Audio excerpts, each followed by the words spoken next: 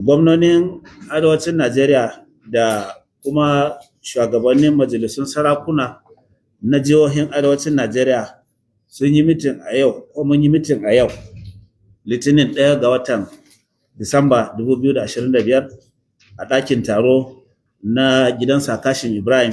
wanda shine gidan gwamnatin jihar Kaduna. Taron ya samu halartar dukkan gwamnoni 19 na arewacin Najeriya da kuma sarakuna a ƙarƙashin shugabancin mai alfarma a sarkin musulmi da kuma sauran sarakuna. A bayan wannan taro mun fitar da wannan takardar bayan taro da ta ƙunshi dukkan tattaunawa da muka yi, kuma muka samu matsaya kamar haka. Na farko, wannan taron namu na gwamnoni da sarakuna ya yi la'akari da gudumawa da kuma jajircewa da sadaukarwa da gwamnonin muka yi da kuma sarakuna, kuma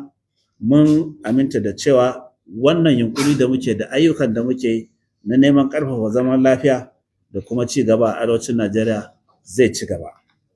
Kuma a wannan daidai gaba da muke, mun ƙara tsayuwa tsayin daka domin mu ƙarfafa shi shugaban ƙasa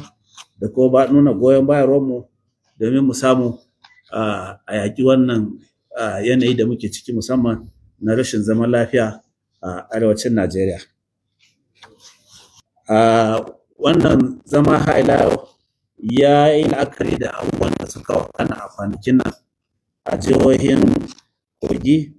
da Kebbi da Kwara da Niger da Sokoto da Jigawa da Kano, ganin yadda aka sassace yara a makaranti, sannan kuma da kuma mutanen cikin gari haka waɗanda 'yan bindiga suka je suka ɗauke suka shigar da su cikin daji.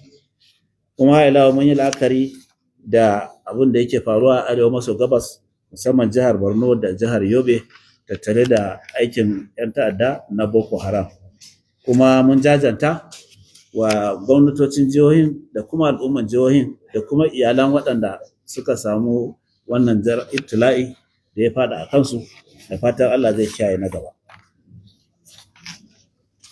Wannan ƙungiya har ila yau ta yaba da ƙoƙarin shugaban ƙasa,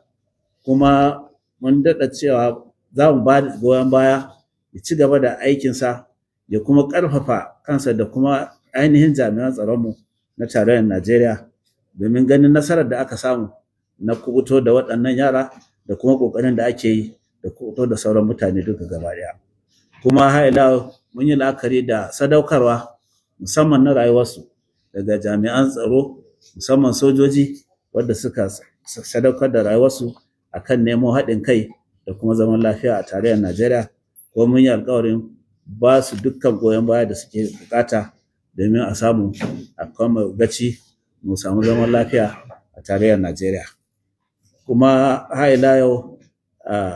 mun daɗa ƙarfafa matsayar da muka ɗauka na cewa a wannan lokaci ya kamata a kafa hukumomin 'yan sanda na jihohi,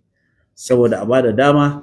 kowace jiha da ƙarfafa tsaro a jiharta. Mun nemi shugaban ƙasa da ya saka doka wadda za ta sa a dakatar da dukkan lasinsi na waɗanda suke duba ma'adinai a yanzu, har sai an duba an tantance waɗanda suke na gaskiya, domin a kare waɗanda suke shiga dajujjuka ba tare da izini ba, kuma a ƙarshe suke karewa da aikin ta'addanci a garin yin wannan tonon ma'adinai. Domin mu tunkari matsaloli na tsaro a wannan yanki, mun tsayar da matsayar cewa za mu kafa gidauniya na asusu wanda za mu yi karo-karo mu haɗa kuɗi domin a kafa majalisar kula da tsaro na arewacin Najeriya, wadda kowanne jiha da ƙananan hukumominta za mu saka a ɗan wannan lokaci biliyan 1 a kowane wata. Ma'ana za mu haɗa biliyan 19 a kowane wata domin mu samu abin da za a tallafi jami'an tsaro da hukumomin ayyukan tsaro, domin mu samu a kyautata tsaro a arewacin Najeriya a yanzu.